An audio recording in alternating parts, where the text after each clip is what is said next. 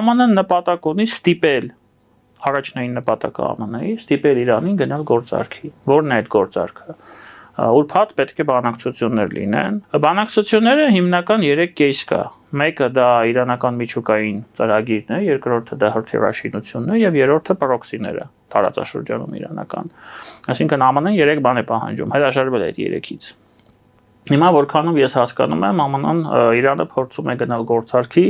միայն միջուկայինի մասով։ Ինչու Լարիջանին գնաց Մոսկվա։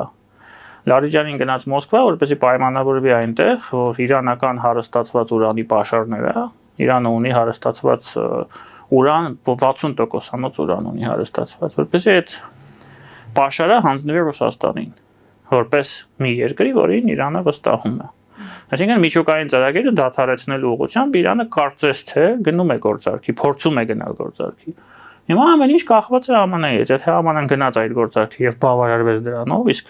դուք ասում եք, չէ, նավատորմը ինչի է մոտեցել Իրանին։ Մոտեցել է, որպեսզի արժեքը բարձրացնի այդ գործարքի Իրանի համար։